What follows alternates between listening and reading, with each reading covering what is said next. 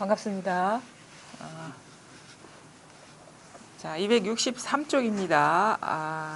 임재어록 84번째 시간이죠. 57 일 없는 사람. 이제 우리 유명한 그 말이죠. 일 없는 사람이 무사인. 그 임재 스님의 말씀 중에 저기 몇 가지 좀 트레이드 마크가 있는데 무사인, 그다음 수처작주 입처계진, 무위진인 뭐 이런 그 얘기들 가운데 한 사람이 하나인데 이제 일 없는 사람이라는 무사인, 오늘은 그 대목이 나오는 그 부분입니다.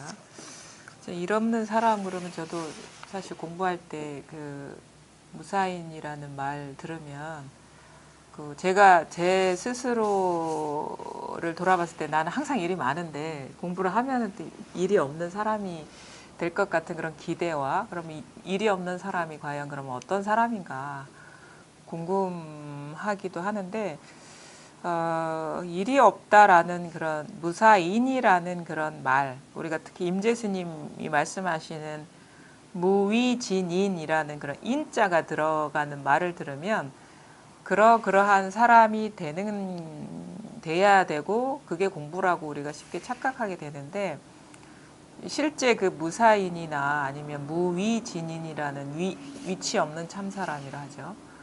그런 어떤 그런 공부가 된다 그러면 거기엔 사람이 없어요. 사람이 있으면 아직 이제 무사인이 아니고 무위진인이 아닌데, 우리는 저도 이제 이전에 이렇게 어떻게 보면 삶을 돌아보면 우리가 자기 규정이 있잖아요. 뭐 나는 여자다, 나는 사람이다, 이런 규정을 너무도 자연스럽고 당연하게 이렇게 받아들이는데, 나중에 공부를 하다 보면 그 금강경에서 아상, 인상, 중생상, 수자상 이렇게 얘기할 때 그런 것도 없다라는 그런 말이 사실은 뭐 공부하면 그렇게 되겠죠. 이해는 되더라도 실제 내 현실이 되는 거는 사실은 쉽지가 않거든요. 그런 공부를 하더라도.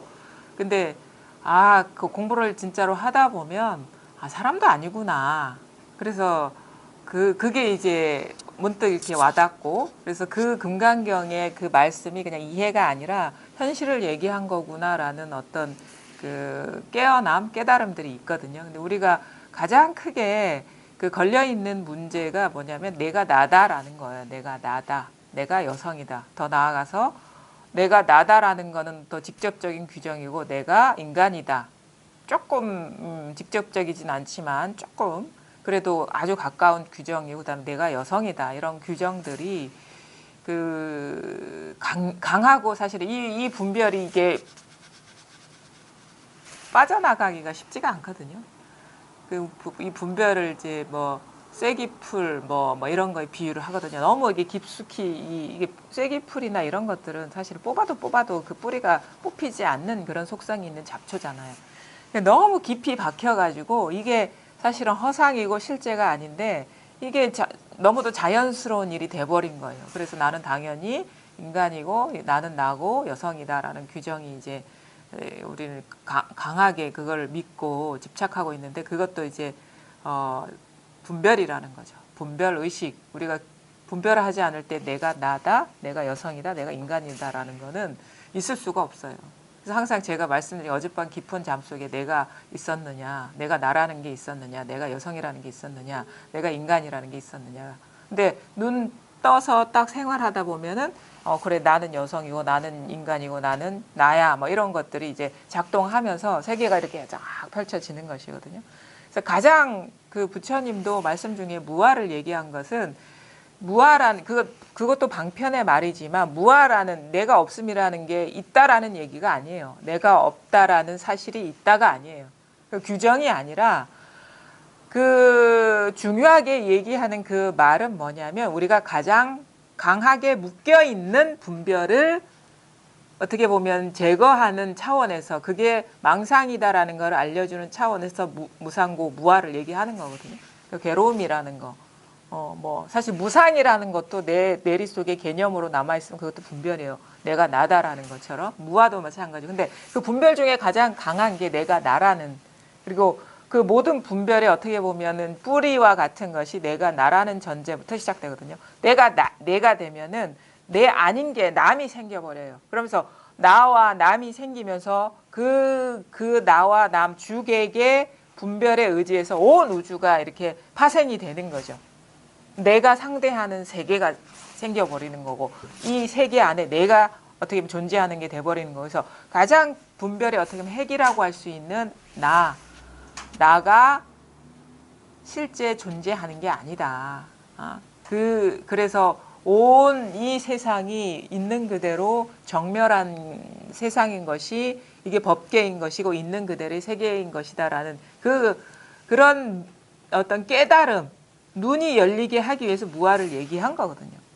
근데 저도 이제 돌아보면 아까 일 없는 사람 얘기하면서 했는데 사람이라는 건 내가 나라는 것, 내가 여성이라는 그 인식 때문에 모든 문제가 출발했던 것 같아요. 그러니까 저가 딱 세상에 태어나서 눈을 떠보니까 웬 이상한 섬에 부모님은 일한다고 바쁘고 그리고 나는 보니까 여성으로 태어났기 때문에 오빠보다 항상 차별을 대접을 받아야 되고 막 이런 것들이 너무 화가 나고 불합리한 거예요. 어느 순간 의식이 이렇게 생기면서 그래서 항상 상대적으로 나는 어떻게 보면은 푸대접을 받고 있고 아니면은 나라고 여겼던 어떤 그런 존재라든가 나의 외모라든가 나의 어떤 그 갖고 있는 그런 모든 면이 남들에 비해서 부족하고 그다음에 더 나아가서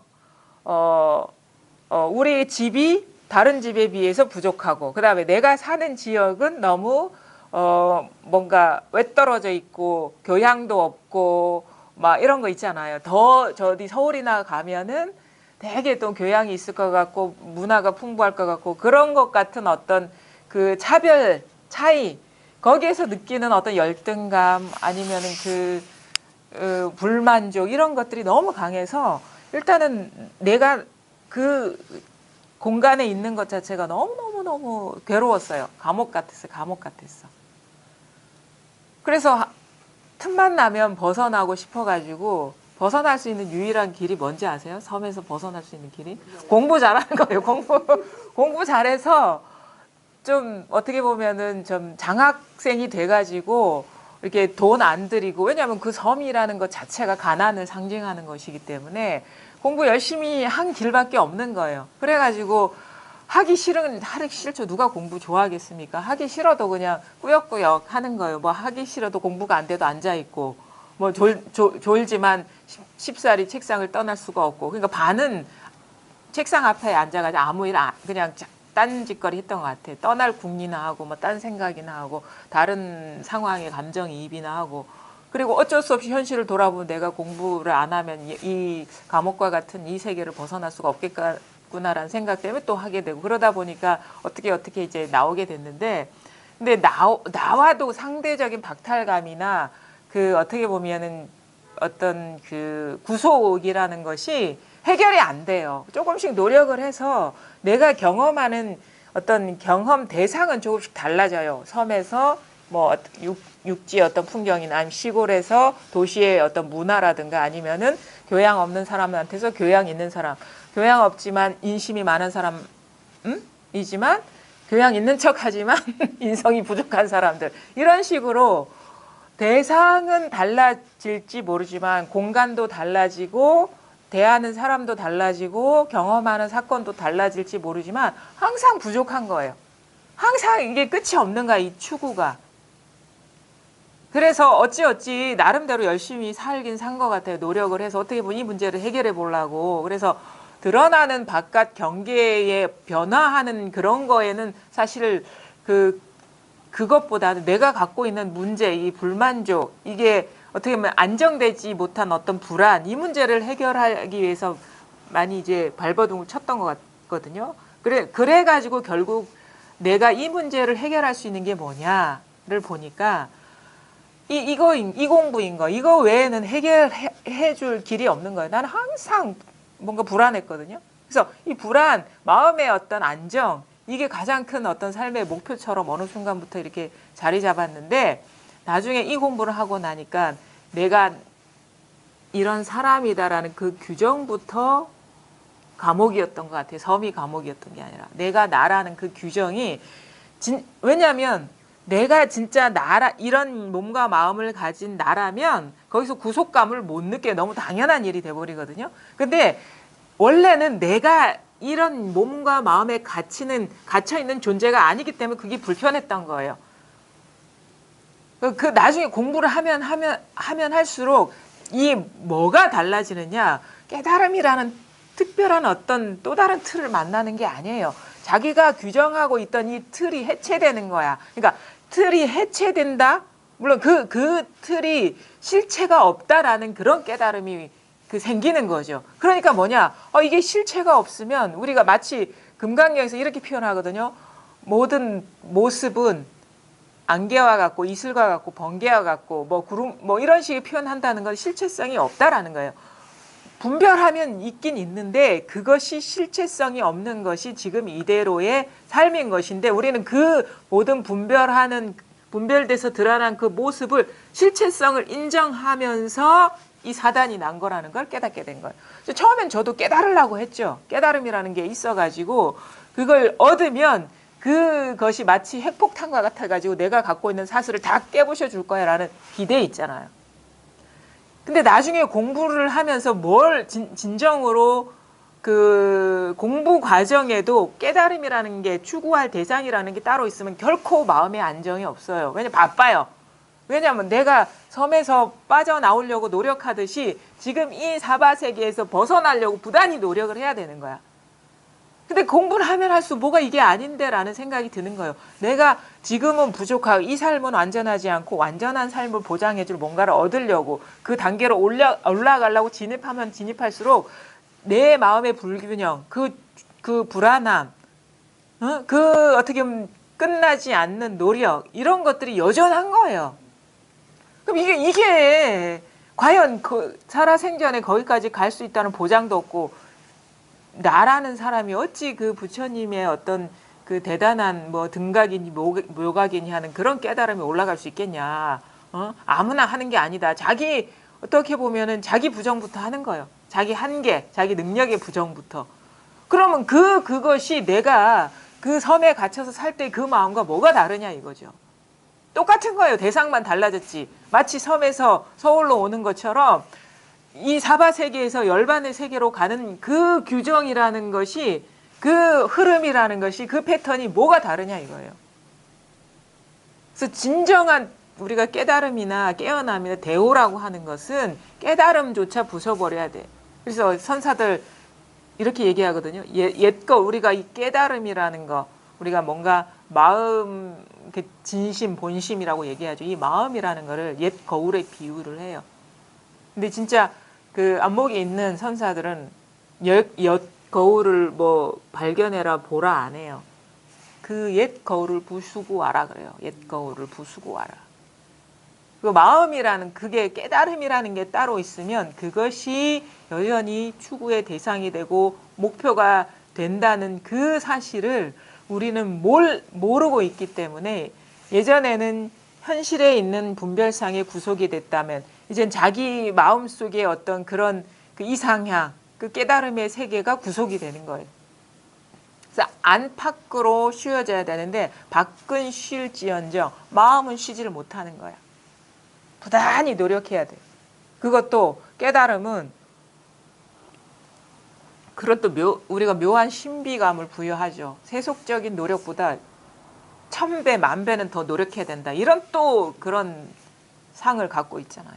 그게 깨달음이 구속이 된다라는 그 깨달음이라는 게 뭐가 따로 있으면 그게 구속이라는 것을 우리는 쉽게 자각하지를 못합니다. 그런 모든 추구가 끝나는 거예요.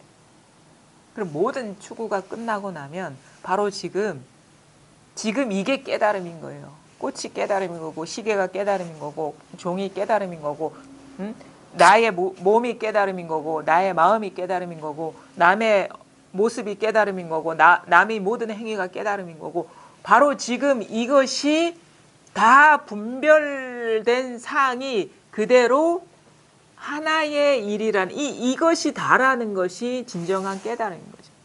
그리고 이게 다라면은 이게 뭐가 있기는 있는데 아무것도 없는 현실이 있기는 있는데 뭐라고 할 게 규정될 수 있는 게 아무것도 없는 것이 바로 지금 있는 그대로의 사실이라는 것을 깨닫게 돼서 내가 할 일이 다 사라지는 거예요. 내가 깨달음을 위해서 할 일이 다 사라지는 거예요. 그 다음에 내가 깨달음을 위해서 하지 말아야 될 일이 다 사라지는 거예요. 그게 무사인이에요. 그게 무사인. 그러니까 여기에는 내가 사람이라는 규정도 없고 내가 공부한다는 규정도 없고 내가 어떤 깨달은 사람이라는 규정도 없는 거예요. 그게 진정한 무사인인 거예요. 그게 바로 임재스님이 말한 무의진인이. 그래서 무의진인에는 무의진인이 없다. 무사인에는 무사인이 없다. 무사인, 일이 없는 사람도 없고 일이 없는 것도 없고 위치 없는 그런 것도 없고 위치가 없는 사람도 없고 다 지금 여기에서 다 드러나고 있는 것이거든요. 예외가 없습니다.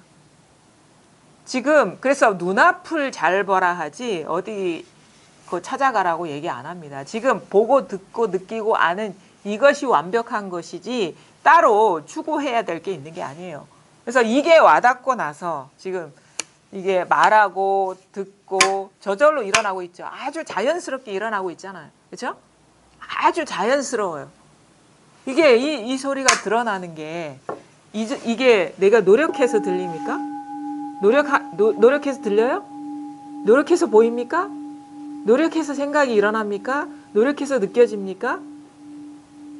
저절로 일어난 스스로 그러한 성품이 있는 거예요. 스스로 그러한 거. 내가 하는 게 아니에요. 스스로 그러한 게 있는 거예요. 이것을 벗어나서 이 스스로 그러한 것이 모든 것을 비추고 있다 이거죠. 근데 우리는 스스로 그러해서 온갖 경계로 자연스럽게 드러나는 이 경험을 내가 한다라고 이게 어떻게 보면 배운 지식이죠. 어느 순간 성장 과정에서 들어온 지식을 내가 한다라고 규정해버려요. 그럼 내가 한다라고 규정했을 때는 그 이전에 나라는 게 있는 거예요. 나라는 규정이 있고 내가 할 대상이 있고 내가 하는 행위가 있는 거예요. 그러니까 지금 여기에는 만약에 이 규정을 믿고 있는 사람 있죠. 내가 이 소리를 듣고 있습니다. 내가 이 소리를 듣고 있습니다라고 믿고 있고 이게 너무도 당연한 일인 것 같은 사람은 어떤 분별이 있냐. 나라는 뿌리 깊은 분별이 있는 것이고 내가 있음으로써 내가 상대해야 될 대상이 뿌리 깊이 박혀 있는 것이고 그 다음에 그 과정에서 촉이 일어나고 있는 접촉, 주관과 객관 사이에 접촉이 일어나는 구조로 프레임에 들어가 버리고 그것을 너무도 당연하다고 받아들이는 거예요. 그게 뭐냐 18계 속에 들어가 버린 거죠. 우리가 불교적으로. 근경식에 다 빠져들어 버린 거예요. 내가 종소리를 듣고 있다라는 이 아주 단순한 문장이 벌써 그 분별의 프레임에 그냥 찰나적으로 확 빠져들어간 것이라는 사실을 우리는 모르죠. 그래서 공부를 하다 보면 그래서 이런 얘기하죠. 처음에 오면은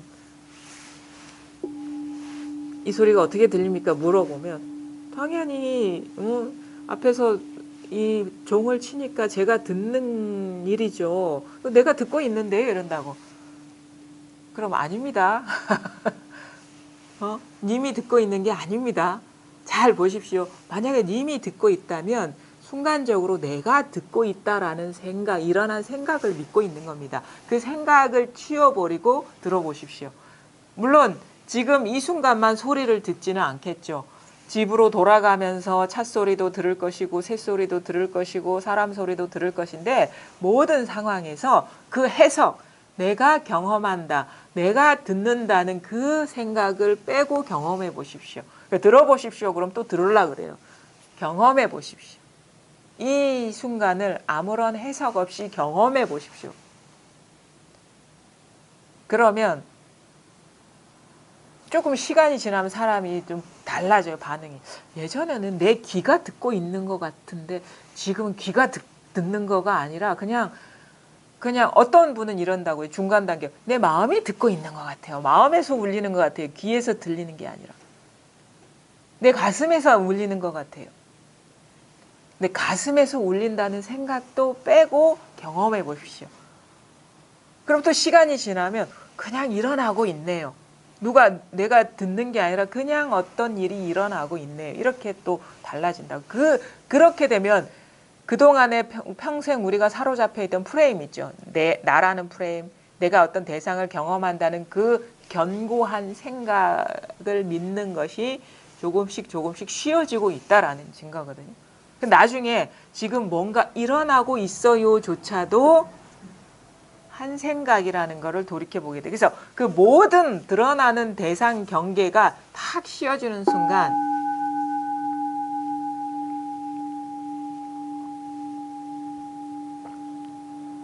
여기에는 종소리가 없어요. 그러니까 내가 뭐 종소리가 일어난다라는 사실도 없고 가슴에서 들린다는 사실도 없고 귀에서 들린다는 사실도 없고 내가 소리를 듣는다는 사실도 없습니다. 근데 이 하나의 사실만 있는 거예요. 그러니까 사실도 아니죠. 그냥 이 일이야. 그냥 이 일이야. 이게 종소리가 들리든 사람 소리가 들리든 아니면 손을 들든 가만히 앉아있든 걸어가든 그냥 이 일인 거예요. 어떤 대상이 아닙니다. 이게 드러날 때는요. 이 어떤 경계가 어떤 모습이 드러날 때 이게 탁 와닿거든요. 근데 이 종소리하고 아무 상관없는 일이 있어요. 여기에. 뿐만 아니라 이렇게도 얘기할 수 있죠. 종소리가 됐든 컵이 됐든 사람이 됐든 사람 소리가 됐든 하늘이 됐든 땅이 됐든 전혀 예외가 아닌 일이 있는 거예요. 모든 것이 하나인 일이 있는 겁니다. 그러니까 특정한 모양과 형태와 상관없는 일이 있는 거죠. 그게 바로 이거란 말이에요. 늘 가르치려고 하는 게 이거라는. 모든 일은요. 그게 깨달음이 됐든 체험이 됐든 무슨 분명한 뭐 대오가 됐든 이것을 벗어나지 않았어요. 그 다음에 그래 이렇게 성성하게 모든 것을 드러내고 있는 이런 마음이 있지라는 그 해석도 없어요. 이것도 망상이야. 만약에 이런 식의 해석을 갖고 있으면. 그래서 옛 거울도 부수고 와라라는 것은 이것이다라는 그런 규정. 아 그래 어떤 모습과 상관없이 늘 있는 이 깨어있음, 이것, 알아차림, 이 규정이 그 이름을 다 빼버리라는 거예요. 그것조차 망상이니까. 그러니까 무사인이니 무의진이니 여기서도 방편의 말이라는 거죠. 불의 중도니 불의법이니 그것도 방편의 말이라는 거죠. 그것도 우리가 뭐 깊은 잠 속에서 불의법이 어디 있고 불의 중도가 어디 있습니까? 분별할 때만 있는 거예요. 그게 그래서 팔만대장경이 분별할 때만 있는 거잖아요. 근데 진짜 경은 뭐냐? 진짜 경은 이것이라는 거예요. 모든 그 깨달은 사람들이 알려주고자 하는 수많은 말의 귀결점은 바로 이것이라는 거예요. 그래서 낙처, 당처. 근데 이게 여기에서 모든 어떤 추구나 새나가는 그런 마음이 딱 사라지면요. 그냥 뭐 이것과 현상 사이에 분리감이 없어요. 이게 우리가 뭐 색즉시공이니 공즉시색이니 이런 말을 들어도 뭔가 공인 측면과 색인 측면이 따로 있는 것 같은 그런 느낌이 들거든요. 근데 그거는 그것조차도 말인 것이고 그냥 아주 이런 표면적인 이런 그 나뭇잎파리 하나 이거 뭐 깊이가 없잖아요. 이것이 액면 그대로 이것인 것이에요. 그러니까 모양 있는 것이 모양 즉 모양 없는 것이지 모양 있는 것 이면에 모양 없음이 있는 게 아니라는 거죠. 모양 있는 것 자체가 모양 없는 거라. 직한 것이라는 건 그 이면도 아니고 속도 아니라는 거예요. 그냥 표면이 바로 그 직인 것이지. 그럼 뭐냐? 진실은 다 드러나 있는 거예요. 이제 머리카락 하나가 이것이 머리카락을 비추는 모양 없는 게 있는 게 아닙니다. 그래서 모든 추구가 사라지고 모든 여기서 분별이 우리가 이걸 조복된다 하죠. 금강경에서는. 분별하는 그 마음이 조복돼 버리면 이 얇은 그 티끌 하나가 그 표면 하나가 깊이가 아무것도 없는 이 그 머리카락보다도 더 얇은 것 하나가 바로 진실인 거예요. 그것 그대로 직한 거예요. 직하다는 말은 그거예요. 즉시공 공 즉시색할 때의 즉은 즉할 때의 어떤 우리가 색과 공을 얘기하니까 아무리 즉을 집어넣어도 뭔가 그런 표면적인 속성과 이면적인 속성이 따로 있는 것처럼 우리는 받아들이는데 표면적인 속성이 곧 이면적인 속성이라는 거예요. 모양 없음이 곧 모양 있음이라는 거예요. 이거는요. 아무리 설명해도 자기 현실이 될 수가 없어요. 자기가 깨달아야 돼. 어떻게 그게 자기 현실이 되느냐? 모든 추구가 사라져야 돼요. 내가 뭔가에 의지해서 여전히 뭔가 바라고 있고 뭔가 법이라는 것이 따로 있으면 안 돼. 깨달음, 완전한, 지금 내가 깨달은 건 부족한 깨달음이고 완전한 깨달음이 따로 있으면 안 돼. 그러면 여전히 분리감, 주객이 나뉜 상태에 빠져 있는 거예요. 지금이 아닌 뭔가가 있다는 그 따로 두는 그 분별심이 있는 것이거든요. 지금 이게 다입니다. 깨닫든 깨닫지 못하든 뭐 추구하는 마음이 남아있든 남아있지 못하든 현실은 이게 다예요. 그래서 법계는 눈앞에 있는 거예요. 부처님의 세계는 바로 이것인 것이에요. 또 등각이니 묘각이니 뭐 그 무슨 그 모든 뭐 십지모살이니 뭐 모든 게 다 이것인 것이에요. 이것을 떠난 건 아무것도 없습니다. 바로 지금 손을 드는 거, 치는 거 이겁니다. 이게 아무런 해석이 없는 거예요.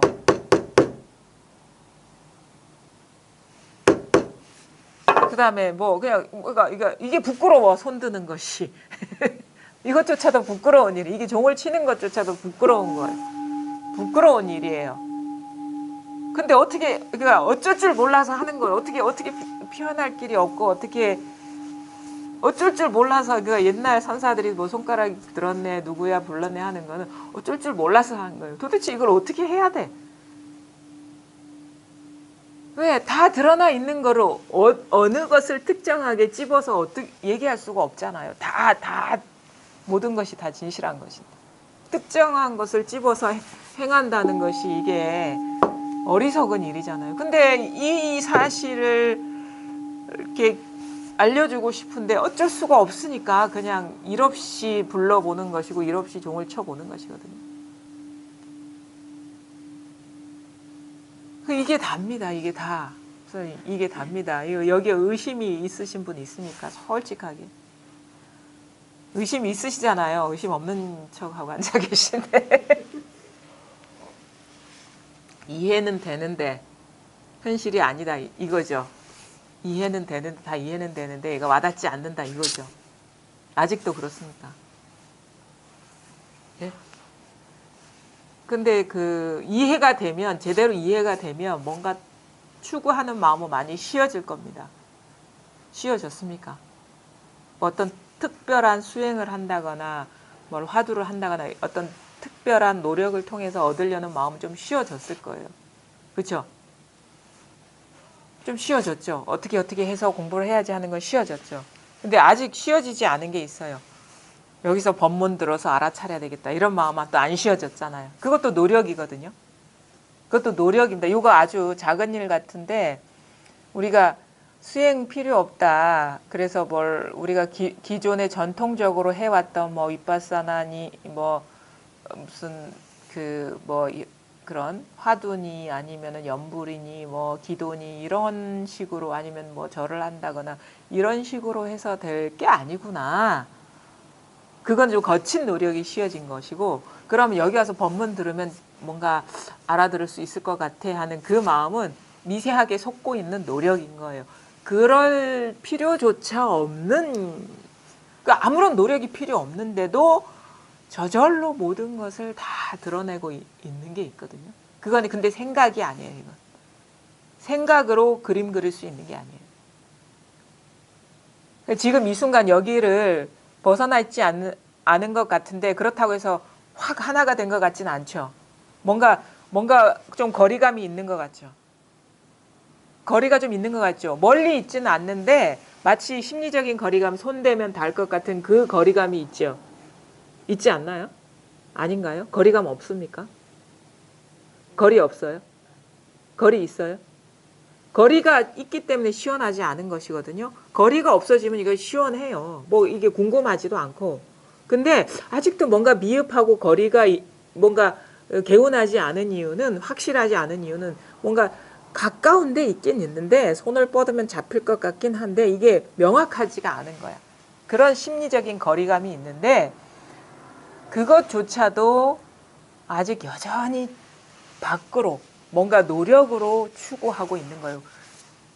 그런 식의 손을 뻗으면 닿을 듯한, 내가 조금만 노력해서 닿을 듯한 그런 거리에 있는 건 다 망상이에요. 손을 들 필요도 없는 사실이 있는 거예요.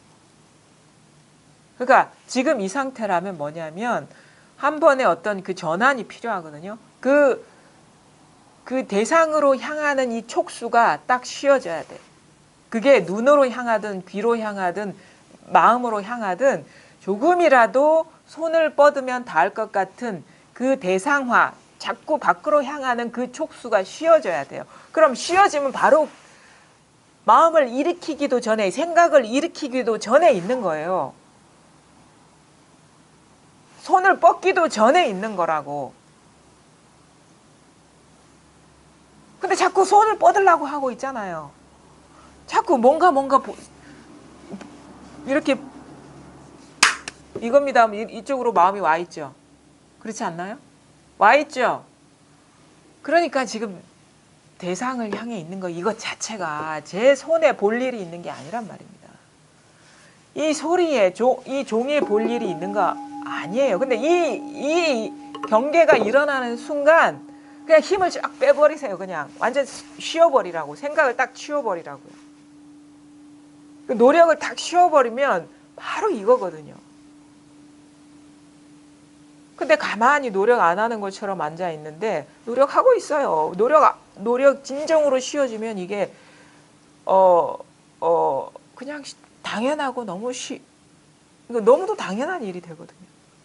근데 아직도 뭔가 와닿지도 않고 뭔가 시원하지도 않고 그러면 아직도 뭔가 눈앞에서 막 잡으려고 막 노력하고 있는 거예요. 뭐 이거 잡으려고 마음이 막 미세하게 작동하고 있는 거예요. 이게 뭔지 알아들으려 하고, 뭔지 잡으려 하고, 뭔지 보려고 하고, 뭔지 들으려고 하고, 뭔지 느끼려고 하고.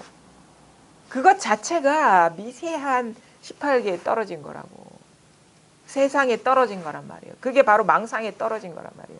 그게 너무도 자기가 눈치를 채지 못할 정도로 노력하고 있다라는 사실을 알아야 돼.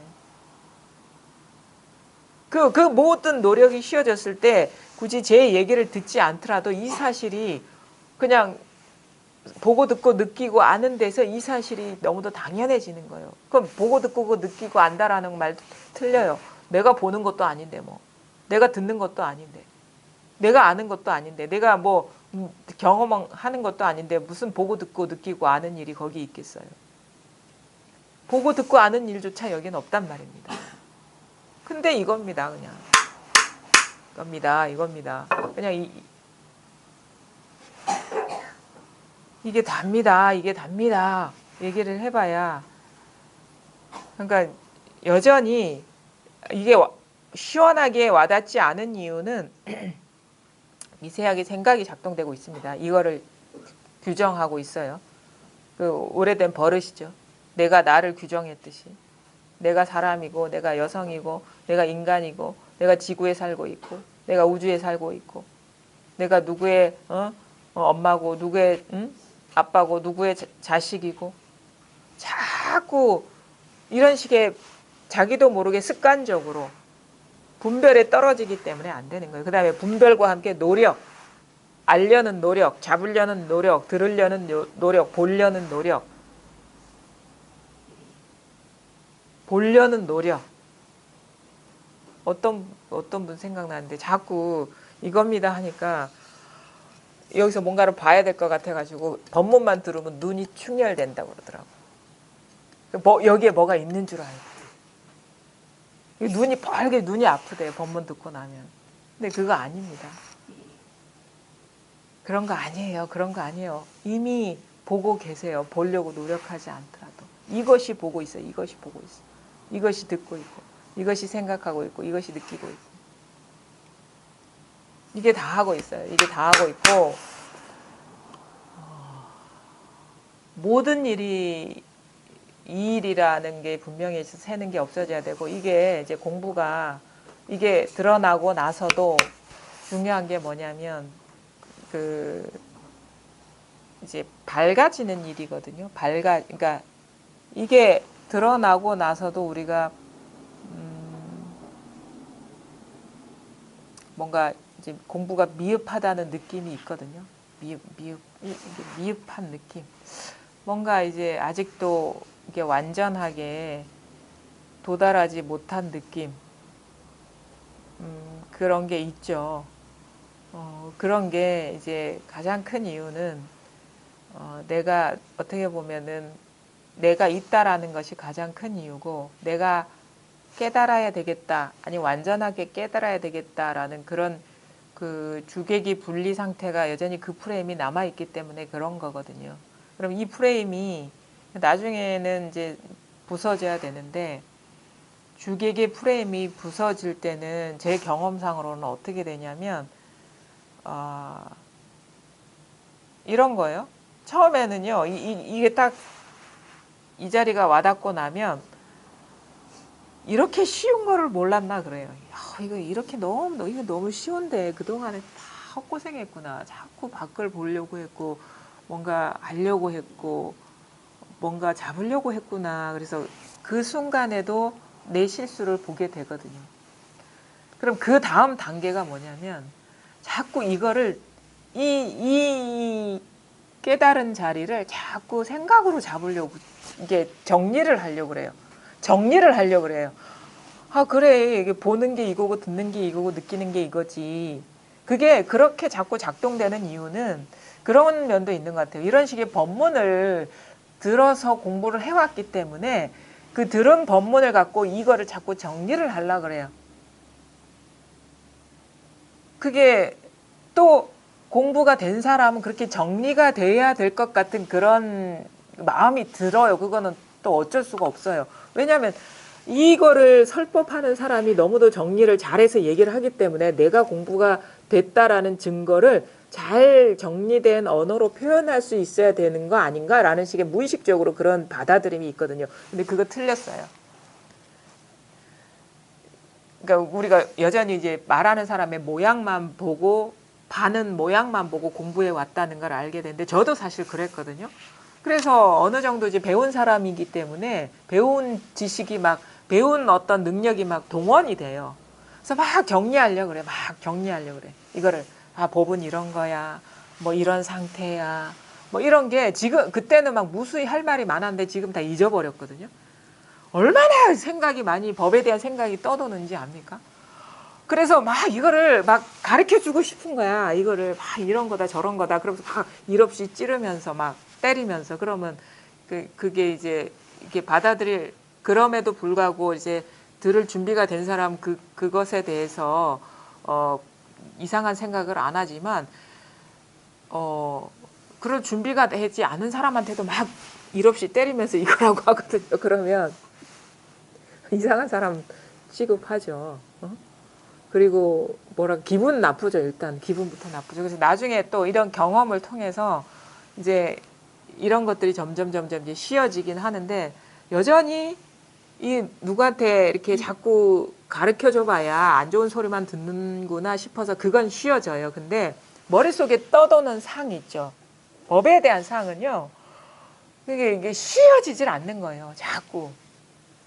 이제 그러다가 이제 그러면서 그 순간에 공부가 다 된 것 같은 착각도 하고, 뭐 더 이상 할 것도 없네, 이런 착각도 하거든요. 근데 이제 그러다가 뭐에서 좀 이게 자기 공부에 어떤 부족함을 느끼냐면, 내 삶으로 돌아왔을 때 이게 부족한 거예요. 내 삶으로 돌아왔을 때 여전히 끄달리고 있고, 여전히 흔들리고 있고, 여전히 뭔가 화도 일어나고 분노도 일어나고, 그러면 내가 배웠던 들었던 공부와 이게 내 현실이 매치가 안 되는 거예요. 근데 누구한테 이게 뭐냐라고 얘기해봐라 그러면 얘기는 잘할 수 있을 것 같은데, 솔직히 내 삶을 돌아왔을 때는 이게 여전히 끄달리고 있고, 물론 예전보다는 좀 쉬워지긴 했지만 그 어떤 끄달리거나 흔들리는 그 구조가 완전히 쉬워지지는 않는 거예요. 그래서 거기다가 더 감당하기 어려운 일을 만나면 그 예전에 그 공부를 안 했을 때는 이거를 막 남의 탓으로 돌리고 자기 내면에서 무슨 일이 일어나는지 돌아보지 않게 되는데, 이게 공부를 하다 보면 이상하게 체험도 오고 그러면 자기 내면을 보게 되거든요.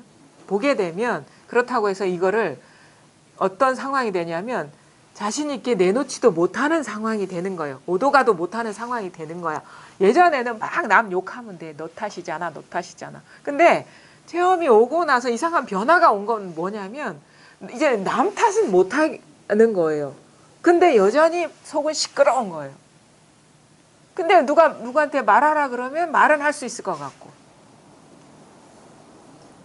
그 뭔가 부조화 상태, 뭔가 깔끔하지 않고 안정되지 않은 상태, 거기다 그 상황에서 진짜 내가 감당하지 못할 어떤 인연이 오면은 막 병이 날 것 같은 느낌까지 드는 거야. 이게 어떻게 이러지도 못하고 저러지도 못하고, 이거 분명히 남 탓은 아닌 것 같은데 내 스스로 이게 해소가 안 되는 그 어떻게 보면 꽉 찬 답답한 상황. 그렇다고 해서 옛날 같으면은 막 누구한테 털어놓으면 그게 해소가 되는 것 같은 느낌이 드는데, 이거는 털어놓아봐야 그게 해결점이 아니라는 걸 알거든요. 왜냐하면 이런 식의 똑같은 경계가 부닥쳤을 때는 똑같이 이런 어떤 문제에 봉착할 것이라는 그런 예상도 되고,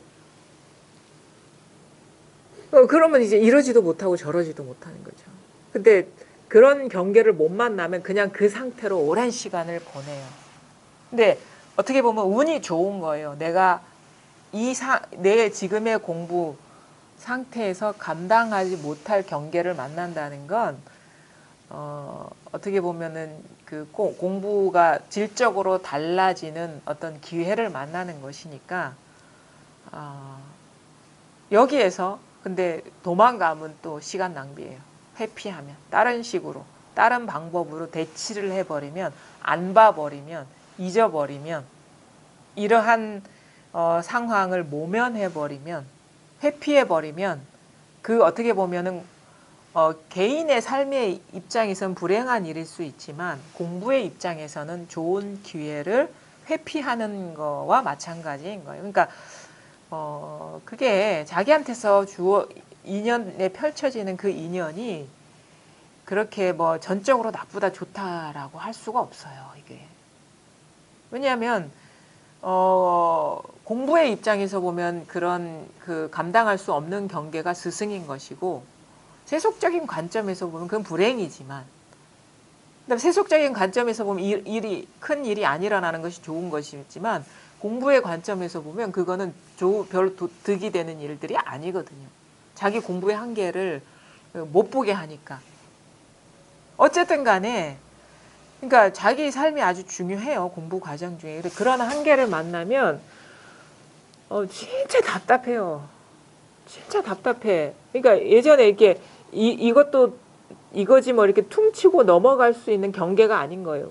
예를 들어가지고 죽고 사는 문제라든가, 아니면 온 집안이 날아가느냐 마느냐의 상황이라든가, 아니면 생이별을 하느냐 마느냐, 이거 큰 일이잖아요. 우리 이거는 이렇게 퉁친다고 해서 어떻게 넘어갈 수 있는 일이 아니거든요.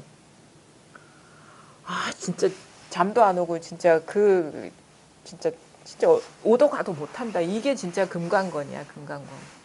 근데 이제 나중에 보면은 어떻게 해서 거기서 우리가 공부 차원에서 진일보를 하냐면 그런 얘기가 있어요. 그 법안 스님인가? 법안 스님이 말인데, 어느 승려가 와서 이렇게 질문을 하거든요. 지금 그 절이라는 게 이제 계곡이나 이렇게 옛날 선사들은 이제 지금 사람 사는 어떤 그 읍이나 도시하고 떨어져서 좀 한적한 곳에 살잖아요. 그러니까 자연 속에서 이렇게, 그러면 뭐 거기 시냇물도 있고 이렇게 뭐 새들도 있고 막 이러는데, 승려들이 와서 옛날 승려들은 참 그 시적으로 질문을 해요. 시적으로 질문한 게 뭐냐면 어느 승려가 와서 법안 스님한테 정확하게는 모르겠어요. 법안 스님인지 하여튼 법안 스님 같아요. 묻는다고. 법안 문익인가? 나 한 개침인가 정확히 모르겠다. 너무너무 이 물소리가 시끄럽다 이거예요. 물소리가 시끄럽다. 물소리가 시끄러운데 어디로 피하면 되겠습니까? 이렇게 질문을 하거든요. 그러니까 뭐냐면 내 마음이 너무 시끄럽다 이거예요. 이 세상이 너무 시끄럽다 이거예요. 어디로 피하면 되겠습니까? 개울물이 너무너무 시끄러운데 어디로 피하면 되겠습니까? 그러니까 뭐라고 얘기하냐면 개울물 속으로 들어가라 그러거든요. 개울물이 시끄러워서 죽겠는데 개울물 속으로 들어가라 이 말이에요. 근데 우리는 보통 막 꽉 막힌 상태라는 거는 뭐냐면 그 꽉 막힌 상태의 심리 상태는 뭔지 아세요? 지금 이게 여기에서 벗어날 가능성이 있어. 이 미련을 갖고 있는 상태예요. 뭔가 지금 너무 어떻게 도망갈 어떤 또 이런 것도 있겠죠. 그동안에 해오던 마음의 어떤 패턴, 해결하는 패턴이 작동되고 있다라고 할 수 있겠죠. 그러니까 이런 거죠. 이러지도 못하고 저러지도 못해서 꽉 막힌다는 것은 그 마음 상태는 이렇게 하고 싶고 저렇게 하고 싶은 마음이 있는 거예요. 이 상황을 바꿔보고 싶은 마음이 있는 거예요. 근데 이 상황을 벗어난 어떤 것이 있을 것이라는 미련이 있는 상태예요. 그러니까 자꾸 그 상태로 가야 되는데 가지 못하기 때문에 답답한 거죠. 예를 들어가지고 이런 거 있잖아요. 우리 감옥에 갇혔다고 칩시다. 감옥에 갇혔는데 아무리 땅굴을 팔려니 이거는 진짜 뭐 그 콘크리트보다도 더 두꺼운 바닥이고 쇠창살을 뚫으려니 내가 갖고 있는 도구는 아무것도 없고 몸을 던져도 부서지지 않아. 지붕으로 뚫고 나가자니 마찬가지라 바닥이랑 똑같아. 어디에도 나갈 방법이 없는데 나가고 싶은 거예요. 그 상태면 거기서 미쳐버립니다. 근데 그 안에 갇힌 사람이 미치지 않을 수 있는 방법은 뭐냐? 안 나가려고 하면 안 미쳐요. 그렇잖아요. 나가려는 마음이 없으면 그냥 뭐 여기서 살지 뭐 하면은 안 미쳐요. 우리가 답답한 상태라는 게 그거거든요. 이걸 뚫고 나가야 되는데 여기도 길이 없고 저기도 길이 없어. 그럼 답답한 거죠. 뭐에 같이. 근데 거기에서 공부의 전환이 오는 건 뭐냐면 저도 알겠어요. 이거를 이 시끄러움을 떠나서 고유한 게 있다라는 그런 마음이 있으면 미쳐버려요. 답답하고. 근데 그 순간 깨달아야 되는 거야. 그러니까 한 번 더 큰 깨달음이 와야지 그 문제가 해소가 되는 게 뭐냐면 이 시끄러움을 떠난 법이 없다라는 걸 깨달아야 되는 거예요. 내한테 주어진 이 시끄러움, 이 괴로움, 꽉 막힌 상태가 이게 진실이라는 거를 봐야지 거기서 쉬어지는 거예요. 해소가 되는 거예요. 예전에는 어떤 피하고 싶은 경계나 해결이 안 되는 그런 상황을 나름대로 머리를 짜낸다거나 공부라는 방편으로 이렇게 딱 덮어버리거나 아니면 다른 뭐 절을 한다거나 수행을 한다거나 이런 식으로 해서 덮어버릴 수 있었어. 외면했기 때문에 지금까지 왔지 깨달아서 지금까지 일 없이 온 게 아니라는 거예요. 깨달아서 왔으면 그런 극복하기 어려운 아주 부정적인 경계를 만나더라도 문제가 안 돼요. 그러니까 이 지금 꽉 막힌 상황, 이것이 내 마음이다 이거예요. 내 마음의 표상이다 이거. 이것을 떠나서 따로 고요한 경계가 있지 않다라는 거예요. 거기서 깨달아야 돼. 내 지금까지 공부라는 이름으로 조작해 왔구나. 또 하나, 이걸 떠난 깨달음이 따로 있다라고 착각해 왔구나. 그 깨달음이 오면은 싹 쉬어집니다. 하려는 노력이 다 나가려고 안 하게 돼. 물속으로 들어가는 거, 시끄러운 물속으로. 그게 그 선사의 말인 거예요. 그게 100% 완전한 어떻게 보면은 그 자비인 것이고 본심인 것이고 사랑인 것이지 이것을 떠난 그게 없다라는 그 깨달음이 오면 그 문제가 그 장애에서 벗어나면. 그러면 어떻게 되냐? 경계의 차별성이 싹 사라져 버려요.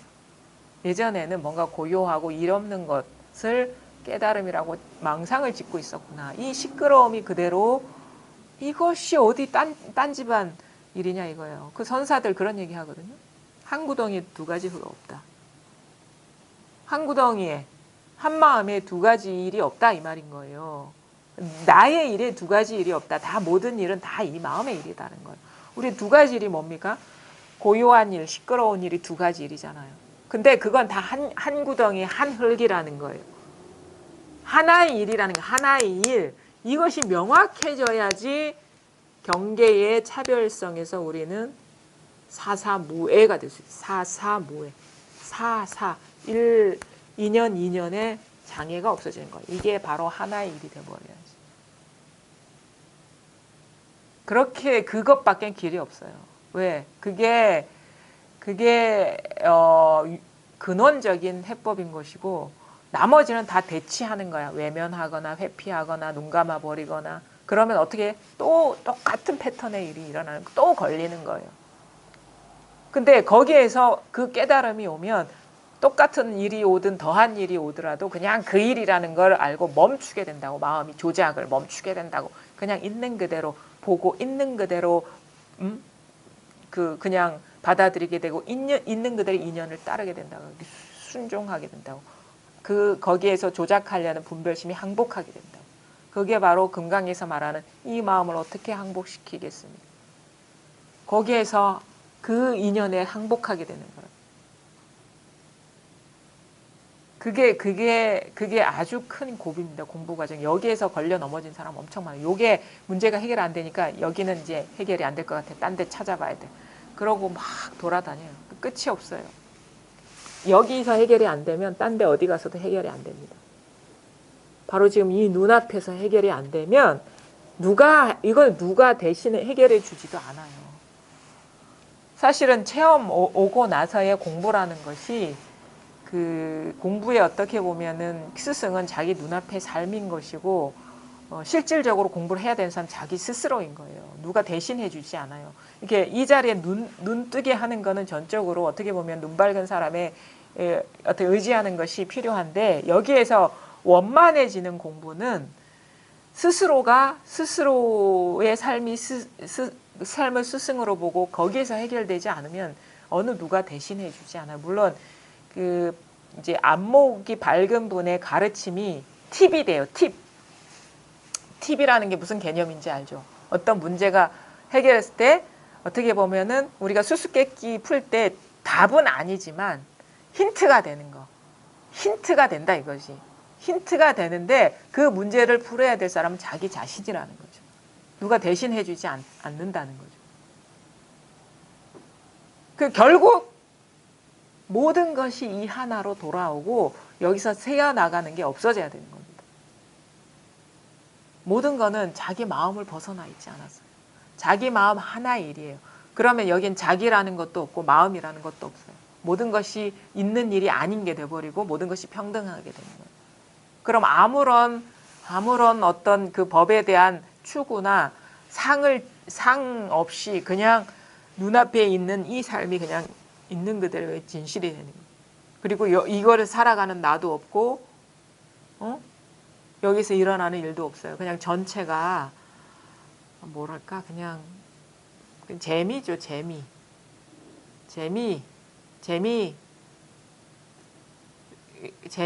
그냥 재미예요. 그냥 우리가 애들이 노는 재미죠.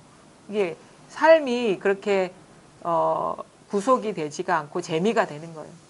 사실 나라는 역할도 여전히 하죠. 나의 역할, 내가 돼 있어야지 남하고 얘기할 수 있고 뭐 꿈속의 일이지만은 일도 처리할 수 있죠.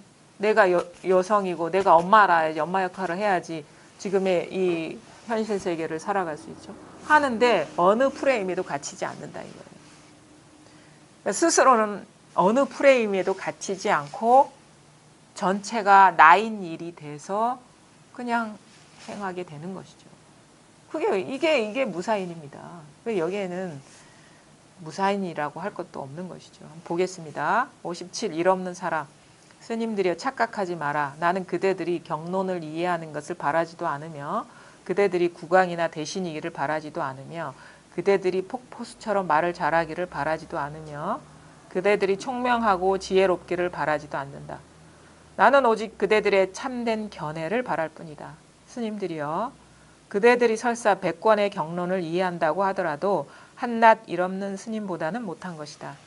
그대들이 경론을 이해하면 곧 다른 사람들을 경멸하며 아수라 같이 승부심과 자기라는 견해에 사로잡혀 어리석음 속에서 지옥 갈 업을 기른다. 마치 선성비구가 12분교를 알면서도 산채로 지옥에 떨어졌으나 대지조차도 그를 받아들이지 않은 것과 같으니 일없이 쉬는 것이 더 낫다. 배고프면 밥 먹고 졸리면 눈 붙일 뿐이니 어리석은 자는 나를 비웃을 것이나 지혜로운 이라면 알 것이다. 스님들이여 문자 속에서 구하지 마라. 마음이 움직이면 피로하고 찬 기운을 들이마시면 이로울 것이 없으니 한순간 연기하는 것은 본래 생겨나고 사라짐이 없음을 깨달아 삼승의 권학보살을 뛰어넘는 것이 맞다. 스님들이여 착각하지 마라. 나는 그대들이 경론을 이해하는 것을 바라지도 않으며 그대들이 그러니까 여러분에게 하시는 말씀입니다. 여러분 착각하지 마십시오. 여러분들이 경과 경전과 논서 있죠. 경에 대한 논서, 논문, 경전과 논서를 이해하는 것을 바라지도 않으며 그대들이 국왕이나 대신이기를 바라지도 않으며 그대들이 폭포수처럼 말을 잘하기를 바라지도 않으며 그대들이 총명하고 지혜롭기를 바라지도 않는다. 선사가 이런 얘기를 한다는 것은 이런 거와 공부는 아무 상관이 없다 이 말인 거예요. 선을 깨우치게 하기 위해서 하시는 말씀이기 때문에 경을 이해하는 거, 논서를 이해하는 거, 아니면 특별히 높은 신분이 되는 거, 특히나 이 국왕이나 대신, 신하를 얘기하지만 선사들은 부처도 되지 말라고 하거든요. 부처가 되는 것도 바라지도 않는다. 그대들이 폭포수처럼 말을 잘하기를 바라지도 않으며 그대들이 총명하고 지혜롭기를 바라지도 않는다. 이런 거와 선은 상관이 없다. 나는 오직 그대들이 참된 견해만을 바랄 뿐이다. 참된 견해, 진정 견해. 그러니까 여기서 임재 스님이 말한 진정 견해는 이걸 말하는 거예요. 그냥 견해가 아니라 그냥 견해 그러면 이런 견해 저런 견해 하지만 진정 견해라는 건 참된 견해라는 건 견해의 틀에 갇히지 않는 이것이라는 거죠. 스님들이여 그대들이 설사 100권의 경론을 이해한다고 하더라도 한낱 일없는 스님보다는 못한 것이다. 100권의 경론을 이해하는 것은 이거는 망상인 것이고 여기서 말하는 한낱 일없는 스님 그냥 이것저것이 없어져서 주객이 다 사라져서 일이 없는 거예요. 나라는 것도 없고 대상도 없고 그 스님보다 못한 것이다 이거죠. 말은 어렵지 않은 말 같은데 되게 공부가 이렇게 되려면 진짜 이게 쉬운 공부가 아닙니다. 그대들이 경론을 이해하면 곧 다른 사람들을 경멸하며 아수라같이 승부심과 자기라는 견해에 사로잡혀 어리석음 속에서 지옥갈 업을 기른 것이다. 그러니까 우리가 뭔가를 안다는 것은 내가 뭔가를 안다라는 것은 우리가 안다라는 게 우리 그냥 단지 아는 것이 망상이다라는 단순한 그런 이해에 머물러 있을 수도 있는데 안다라는 거, 뭔가를 안다라는 거는 아만심이야, 아만심. 에고, 안다라는 거. 아는 거 누가 알아요? 내가 아는 거거든. 그러니까 소에 빠진 거거든요. 아가 있고 소가 있잖아요. 내가 있어야지 내가 아는 것이 있는 거거든요.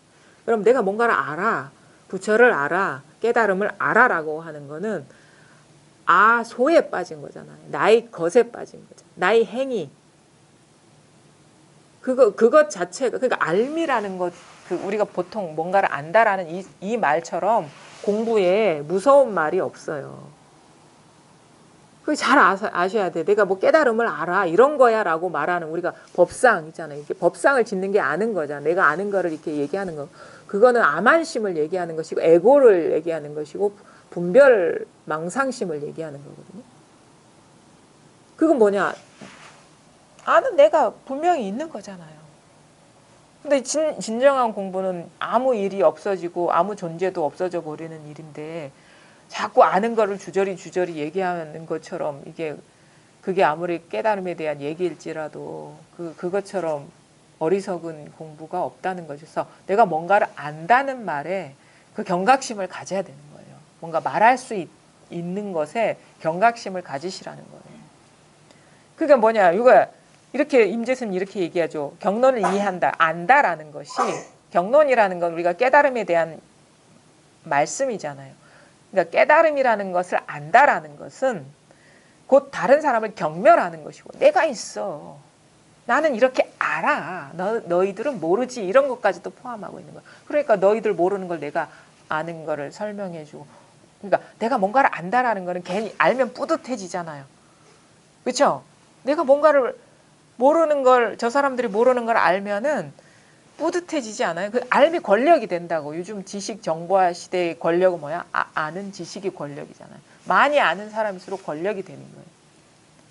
그러니까 뭐 내가 너희들이 모르는 걸 안다는 거는 권력이에요. 권력. 그게 바로 남을 경멸하는 것이고 남을 낮게 보는 것이고 아수르와 같이 승부심을 가는 거예요. 내가 너보다 낫다라는 거, 승부심. 자기라는 견해 사람. 자기. 내가 있으니까 내가 뭔가를 안다. 이게 다 얘기를 하셨네요. 내가 있고 뭔가를 안다라는 거 이해한다. 내가 있고 내가 너희보다 더 위에 있고 그다음에 너 뭐랄까 내가 더 이긴 거야. 너희들보다 이긴 거야 라는 승부심까지 갖고 있는 것이다. 이게 바로 지옥과 럽을 지은 것이지. 마치 선성 비구가 12분교를 알면서도 산채로 지옥에 떨어졌으나 돼지조차도 그를 받아들이지 않은 것과 같으니 일 없이 쉬는 것이 더 낫다. 그러니까 열반경에 나오는 건데요. 선성 비구는 12부경을 다 독송을 해가지고 욕망의 세계의 번뇌를 다 끊고 제4선정, 색계의 가장 높은 단계가 제4선정이거든요. 제4선정을 얻었는데 그만 나쁜 친구와 사귀어서 사견이 생겨가지고 부처님에 대해서 나쁜 마음을 내었대요. 그래가지고 니련선화 언덕에서 떨어졌는데 돼지가 받아주지도 않은 거야. 왜? 돼지가 쩍 갈라져가지고 얘 받아주기도 싫어해서 쩍 갈라져가지고 그 산채로 아비지옥에 떨어졌다. 돼지도 이 암한심에 빠진 이 비구를 받아주기 싫어서 쩍 갈라졌다. 그래서 지옥으로 직행했다. 이런 식의 그런 이야기가 있거든요. 그러니까 이건 뭐냐면 우리가 뭐 공부 가운데서 잘못될 일은 뭐냐면 분별된 상에 대한 집착이거든요. 그러니까 그게 가장 큰 그 죄를 짓는 일이에요. 그러니까 그럼으로써 내가 더 많이 안다라고 여기기 때문에 그 부처님은 이렇게 설법도 잘 못하지 이런다고. 사실은 그런 마음이 들죠. 저도 그런 마음이 들었던 것 같아요. 딱 이게 탁 와닿고 나니까 저렇게 왜 말씀을 어렵게 하시지 이런 생각이 딱 일어나는데 그 생각은 뭐냐면 말을 더 잘할 수 있다라는 생각이고 법을 더 잘 표현할 수 있다라는 생각인데 그건 뭐냐 법을 표현할 수 있다라는 그런 마음이 있기 때문에 그런 식의 더 잘 말할 수 있다라는 그런 생각이 드는 거거든요. 그거 자기 공부가 부족한 거예요. 법은 단 1도 말할 수가 없는 건데. 그러니까 잘 말하는 거나 잘못 말하는 게 있을 수가 없는 거거든요. 근데 이제 공부가 부족하니까 그런 마음이 탁 들어서 암한심이 생기는 거죠. 그래서 설법은 엄밀하게 말하면 좋은 설법, 나쁜 설법이 없고 잘하는 설법, 못하는 설법이 없어요. 왜? 잘하고 못하는 설법이 되려면 그게 표현이 될 수 있다라는 전제에서 이렇게 잘하는 거다, 못하라는 거다 할 수 있거든요. 그런 건 있을 수 있겠죠. 이 사람이 분별, 망상을 잘 부숴줄 수 있는 설법이거나 아니면은 뭔가 어떻게 보면 능수능란해가지고 망상심을 탁 어떻게 보면은 놓아버릴 수 있게 이끄는 그런 능란함은 있을 수 있지만 법을 잘 말할 수 있다, 못 말할 수 있다라는 건 있을 수가 없는 일이에요. 말할 수가 없는 일이거든요. 어떤 특정한 언어나 생각과 관념이 아니기 때문에. 그래서 그런 어떤 그 공부에 대한 상도 지으면 안 됩니다. 배고프면 밥 먹고 졸리면 눈 붙일 뿐이니 어리석은 자는 나를 비웃을 것이나 지혜로운 이라면 알 것이다. 여기서 배고프면 밥 먹고 졸리면 눈 붙이는 일이 이거지? 그거 아닙니다. 배 하면 이거예요. 고 해도 이거고. 여기서 배고픈 일이 없어요, 여기에는. 근데 이런 배고프면 밥 먹고 졸리면 눈 붙이는 일이 어떤 선의 어떤 일상성을 얘기하는 거다라고 해석을 하지만 선은 일상적인 것도 아니고 특별한 것도 아니에요. 그것도 그냥 마지못해서 하는 설명일 뿐인 거라. 스님들이여 문자 속에서 구하지 마라.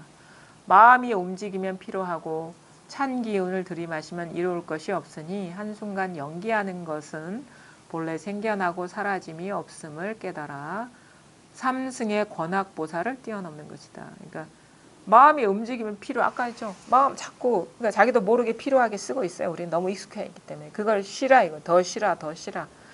그다음에 마음이 움직이면 필요한 것이 우리가 찬 공기를 마시면 감기 걸리는 것처럼 이로울 것이 없다. 한순간 연기하는 것은 본래 생겨나고 사라짐이 없음을 깨달아. 그러니까 연기하는 것. 인연에 따라서 일어나는 거 있죠. 그게 뭐? 치니까 소리가 들리고, 그렇죠?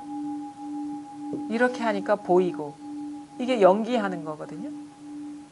이거는 본래 연기하는 것은 생겨나고 한순간 연기하는 것은 본래 생겨나고 사라짐이 없다. 이 말은 치면 울리고 들면 보이고 이것은 원래는 지금 눈으로 보기에는 일어나고 사라지고 하는 것 같지만 본래는 일어나고 사라짐이 없다. 이게 다 왜? 이게 다 실체가 없고 분별 망상이기 때문에 그 모든 것은 이 허공과 같은 일이거든요. 그럼 이게 생겨나되 생겨남이 없고 사라지되 사라짐이 없는 것. 그러니까 일어났지만